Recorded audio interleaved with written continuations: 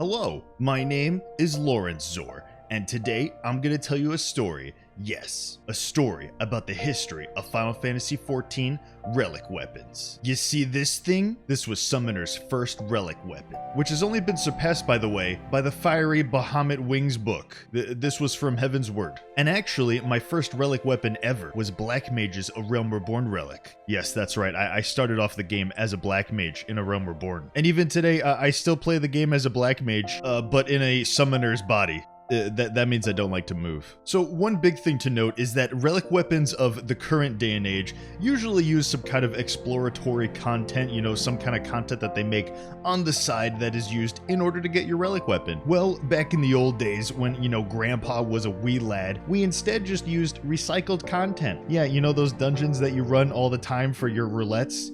We just did that. And Fates?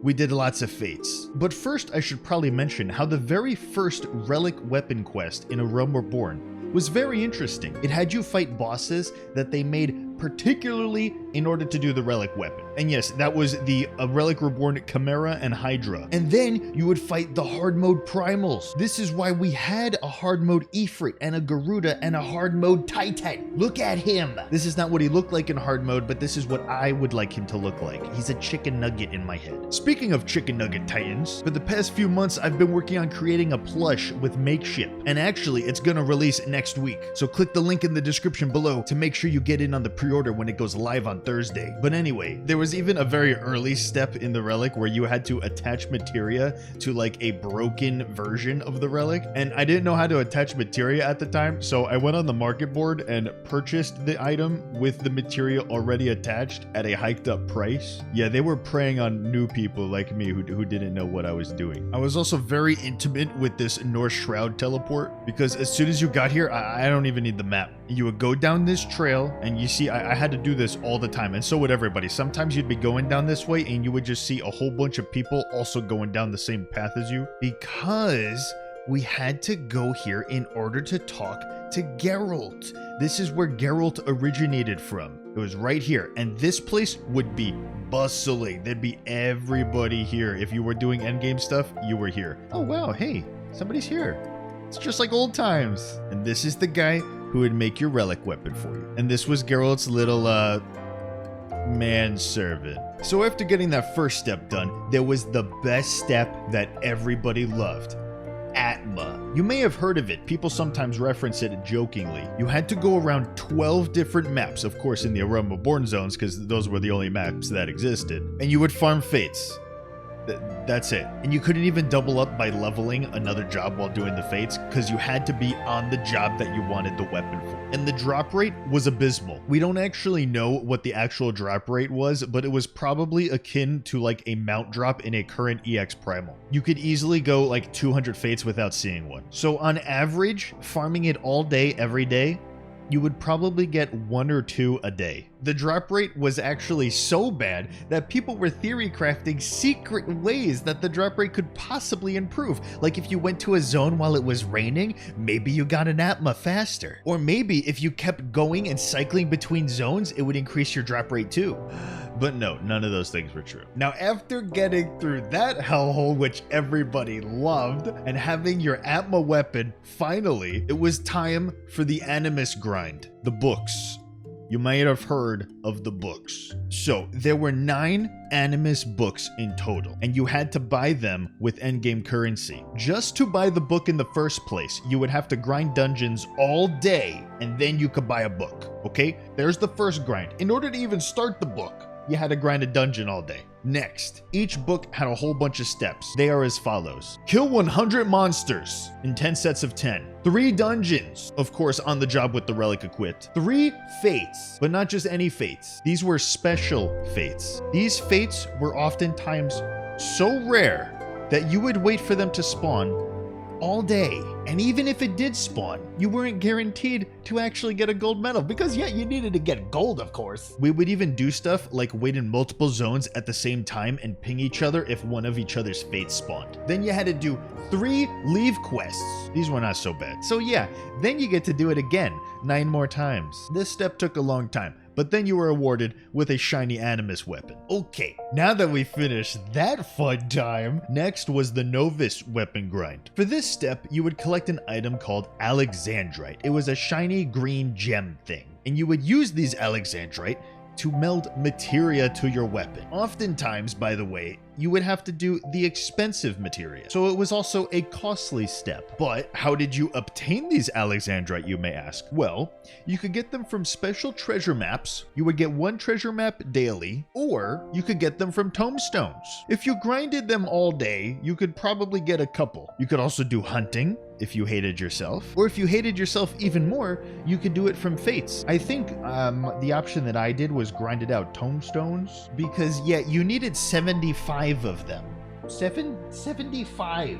But hey, after you completed that, you had a shiny Novice weapon with custom stats that you decided, which of course on Black Mage I did spell speed. The next one was the Nexus light grind. Yes, the famous light grinding that everybody loves so much. This was the first time they ever introduced it. In order to get your Nexus weapon, you had to farm 2,000 light. This was very arbitrary and means nothing. It was interesting though, because you could get light from doing almost anything in the game, and the amount of light that you could get per duty was different, and it would change and cycle. It still does, it still works like this. But at the time, people were keeping track of it. There were websites dedicated solely to this step in order to track which duties at which time were going to give you the blinding or newborn star light. It was actually fairly common to grind certain duties that were giving you brilliant light, usually extreme primals. I remember I did 400 Garuda extremes, synced, of course, because it was a Realm Reborn, level 50. I did 400 Garuda extremes.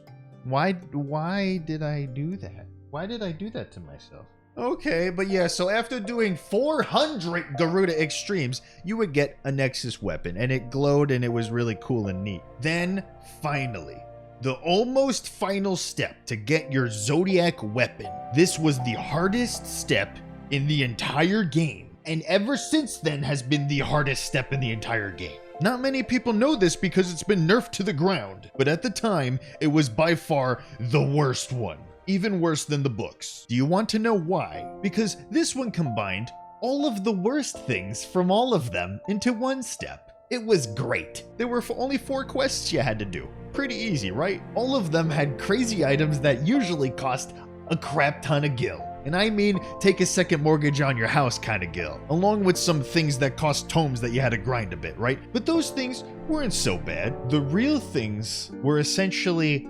dungeon atma. Yes, you had to run sync dungeons, of course, because it was level 50, there was no such thing as unsyncing yet, and hope to God that at the end of the dungeon, you would get the little ding that you got the drop from the dungeon. And the drop rate was probably akin, again, to a current EX Primal's mount drop rate on a dungeon. So you're in the dungeon for 20 to 30 minutes with a like 1% drop rate. I did 200 hull breakers. 200 of them.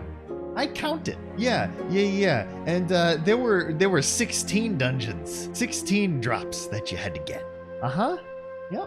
And one of the dungeons was Aurum Vale and Desmel Darkhold.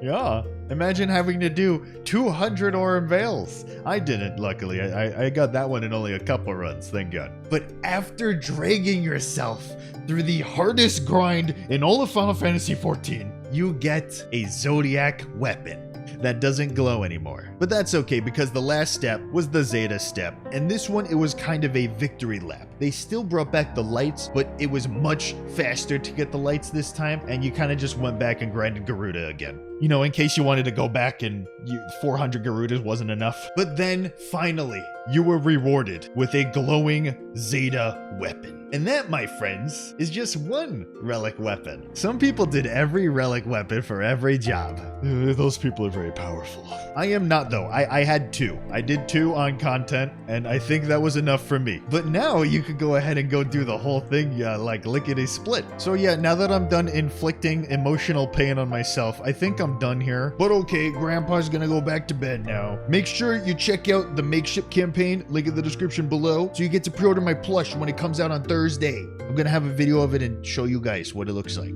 I feel very official. I have a real, like, official merchandise now. It's pretty cool. I'm gonna buy one for my mother. Anyway, yep, that's it for me. Thank you guys so much for watching, and I will see you in the next one. Okay, bye.